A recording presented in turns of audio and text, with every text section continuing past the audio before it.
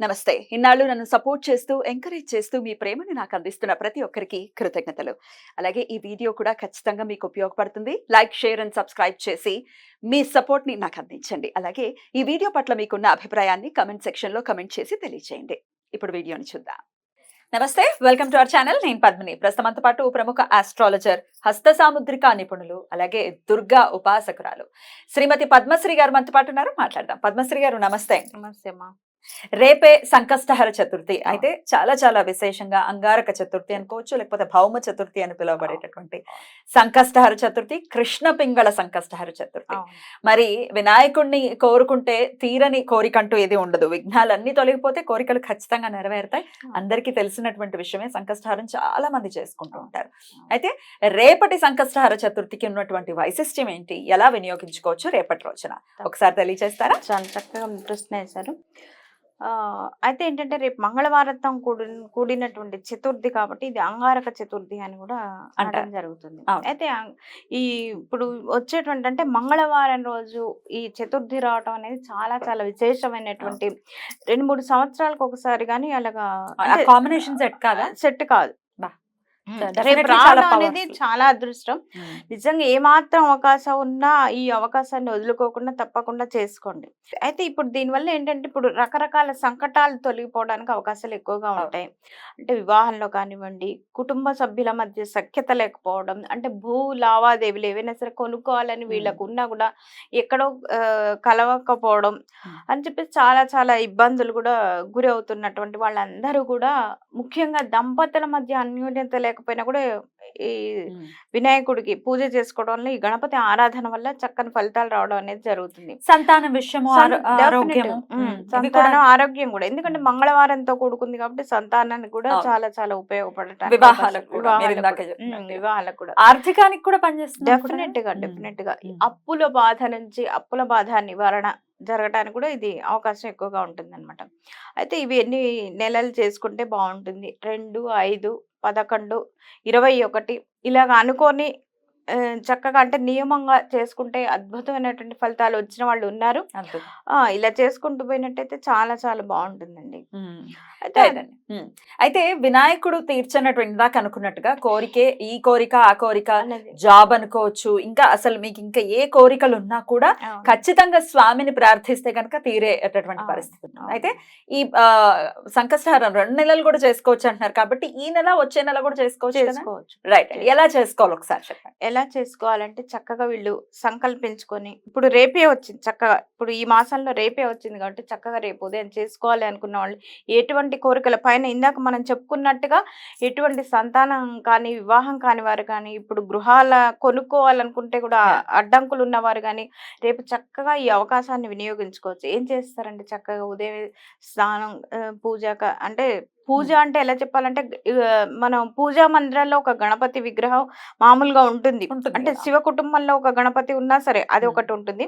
ఇప్పుడు మీరు పెట్టుకున్న అంటే ఈ పూజకు వేరేటువంటి ఒక చిన్న ప్రతిమని, గణపతి ప్రతిమని పెట్టుకుంటే చాలా అద్భుతంగా ఉంటుంది. పసుపు గణపతి కూడా చేసుకోవచ్చు. అయితే పసుపు గణపతి కన్నా కూడా చిన్న విగ్రహం పెట్టుకున్నారు అనుకోండి, మనకి ఏమంటారు, చక్కగా ఒక ఏకాగ్రత అనేది వస్తుంది ఆ గణపతి విగ్రహాన్ని చూడటం. ఏ లోహంతో ఉన్నదైనా పర్వాలేదు, ఇత్తడితో ఉన్నదైనా, కంచు, ఇత్తడి, ఏదైనా వెండి కొనుక్కో, వాళ్ళ స్తోమతను బట్టి చేసుకోవచ్చు అనమాట.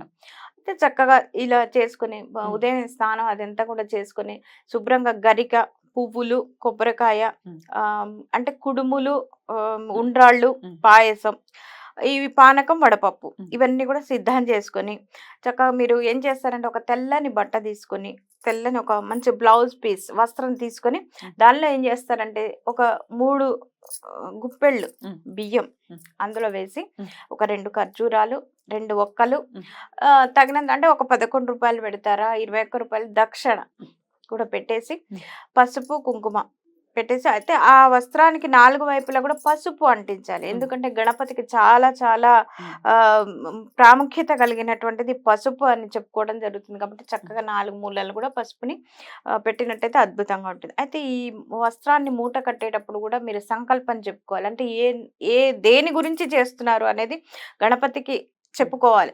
చెప్పుకొని మరొక్కసారి నమస్కారం చేసుకొని చక్కగా దాన్ని మూట మూట కట్టేసేయాలి. కట్టేసి. మూట కట్టేసి దాని మీద పసుపు, కుంకుమ, అక్షతలు, పువ్వులతోని పూజ చేసి, ధూప దీపాలన్నీ కూడా చూపించేసి, చక్కగా మీకు దగ్గరలో ఉన్నటువంటి గణపతి దేవాలయానికి వెళ్ళి 21 ప్రదక్షిణాలు చేసుకున్నట్టయితే, ఆ రోజు సాయంత్రానికి చతుర్థి అంటే చంద్ర దర్శనం అయ్యే టైంకి చతుర్థి ఉండటం అనేది చాలా చాలా విశేషమైనదిగా చెప్పుకోవచ్చు అన్నమాట. చంద్ర దర్శనం అంటే రేపు చంద్రోదయం రాత్రి 10 గంటల 5 నిమిషాలకు అవుతుంది. కాబట్టి నక్షత్ర దర్శనం అంటే చంద్రుడు ఎలాగూ వస్తారు కాబట్టి మనం ఆ భావనతో నుండి చక్కగా ఏం చేస్తారంటే సాయంత్రం వరకు కూడా ఉప్పు కలపనటువంటి ఏదైనా సరే పదార్థాలు అంటే ఉపవాసం ఉండాలి కాబట్టి ఈ మనం ఏదైనా సరే అల్పాహారాలు కూడా తీసుకోకపోవడమే మంచిది. ఒకవేళ తీసుకోవాల్సి వస్తే ఏదైనా సరే పాలు, పండ్లు చక్కగా అలా తీసుకోవచ్చు. లేదంటే అటుకులు అటువంటివి తీసుకోవచ్చు అనమాట. అంటే ఉడికించిన పదార్థాలు కాకుండా ఉప్పు కలపనివి ఆ కాకుండా కల్పన తీసుకోవాలి. కాకుండా తీసుకోవచ్చు. ఈ ముడుపు ఎప్పుడు మరి సాయంత్రమే చెల్లి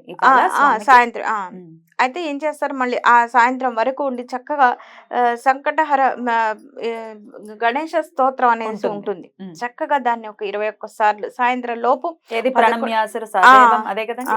అది అందరికీ గౌరీ వచ్చే పుత్ర ఉంటుంది. వినాయక అది చక్కగా చదువుకుంటూ 21 సార్లు చదవాలి. చదువుకోవాలి. చిన్నదే చిన్నదే చక్కగా చదువుకోవచ్చు. చదివేసుకోవచ్చు. ఎందుకంటే మన సంకటాలు తీరుస్తారు కదా స్వామి. ఆ మాత్రం కష్టపడ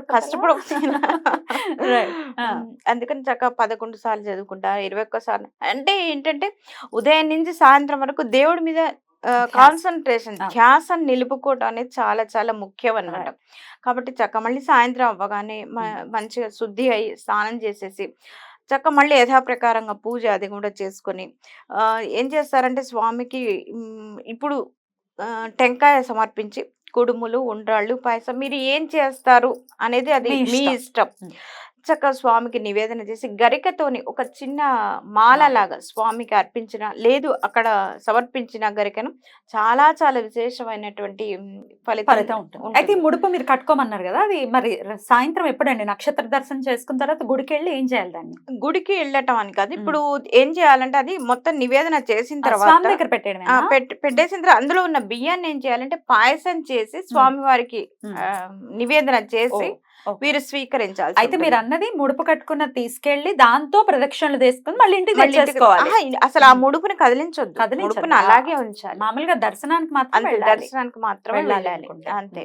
దర్శనానికి మాత్రమే వెళ్ళి, ఎందుకంటే స్వామి వారికి ఇప్పుడు ఎట్లయినా స్థల మహిమ అనేది ఉంటుంది కదమ్మా. ఇప్పుడు గుళ్ళో ఇప్పుడు మన ఇంట్లో పూజ చేసుకున్నానికి దేవాలయానికి వెళ్ళి దర్శనం చేసుకొని ప్రదక్షిణాలు చేసుకొని వస్తే దాని ప్రత్యేకత వేరే ఉంటుంది. కాబట్టి దర్శనం చేసుకొని వచ్చి సాయంత్రం ముడుపుని కూడా తీసేసిన తర్వాత అంటే మీరు చేసేటువంటి పాయసంలో మీరు ముడుపు కట్టినటువంటి బియ్యాన్ని పాయసం చేసి స్వామి వారికి నివేదించి అదే రోజు పొద్దున్న ముడుపు కట్టుకుంటాం, సాయంత్రం తీసేస్తారు. ఎందుకంటే ఆ రోజు ఫస్ట్ మొట్టమొదటిసారి మీరు సంకల్పించుకున్నందుకు ముడుపు అన్నమాట. అంటే మీరు ఇప్పుడు 21 నెలలు అనుకోండి, ఇప్పుడు బియ్యం ఖరాబ్ అవుతుంటాయి కాబట్టి అలా వేస్ట్ చేయకుండా చక్కగా అందులో కట్టినటువంటి డబ్బులు ఏవైతే ఉంటాయో ఆ ద్రవ్యం ఏదైతే ఉంటుందో చక్కగా పక్కన పెట్టండి. మీ కోరిక తీరిన తర్వాత ఏదైనా సరే గణపతి దేవాలయానికి వెళ్ళి చక్కగా స్వామివారి హుండీలో సమర్పించండి. అలాగే ఇప్పుడు మీరు ఏం చేస్తారంటే చక్కగా ఇప్పుడు చంద్ర దర్శనం అయిన తర్వాత నివేదన చేసి అలాగే అంటే చంద్రుడు ఇప్పుడు 10:30 టైంకి వచ్చినా కూడా నక్షత్ర దర్శనం చేసుకుని చక్కగా అక్కడ కూడా ధూపదీప నైవేద్యాలు అంటే ఇప్పుడు ఇక్కడ చూపించేవి అక్కడ అంటే చంద్రుడికి కూడా సమర్పించినట్టుగా భావన చేసుకుని చక్కగా నక్షత్రాలకి నమస్కారం చేసుకుని వచ్చి చక్కగా మీరు చేసినటువంటి పదార్థాలు ఏవైతే ఉంటాయి అవి తప్పకుండా భుజించాలి. స్వామి వారికి పెట్టినటువంటి నివేదించినటువంటి ఏవైతే ఉంటాయో పదార్థాలు అసలు వృధా చేయకూడదు అనమాట. సహకుటుంబం కూడా చక్కగా భుజించినట్టయితే చాలా చాలా మంచి అద్భుతాలు జరగడానికి అవకాశం ఉంటుంది అనమాట. అయితే నమస్కారం అంటే మీరు నక్షత్ర దర్శనం చేసుకుని మళ్ళీ ఇంట్లోకి వచ్చిన తర్వాత అంటే ఈ నైవేద్యాలు భుజించటానికి ముందుగా స్వామికి నమస్కారం చేసుకోవాలి. అంటే నా సంకటాలు అంటే నాకు కార్యక్రమం నేను తలపెట్టడం అంటే నేను 11 నెలల 21 నెల అనుకుంటాం కదండి, ఈ మధ్యలో ఎటువంటి ఆటంకాలు నాకు రానియొద్దు తండ్రి అని చెప్పేసి ఖచ్చితంగా స్వామి వారికి నమస్కారం చేసుకున్నట్టయితే 2 నెలలైనా కూడా చేసుకోవచ్చు. చేసుకోవచ్చు. ఏమంటే అన్ని నెలలు కాకుండా 2 నెలలు అంటే మీరు అంతే. ఇందాకే చెప్పారు కదా. అసలు ఈ పూజ కూడా అంటే నేను ఇంత కూడా ఉపవాసం ఉండలేను, ఉమ్, అసలు పూజ చేసుకోలేను, ఉమ్. నాకు వెళ్ళే వసతి లేదు అంటే కనుక మనం ఇందాక చెప్పాం కదా గణపతి అష్టోత్తరం అవి చదువుకున్నట్టయితే సంకటహర ఉమ్.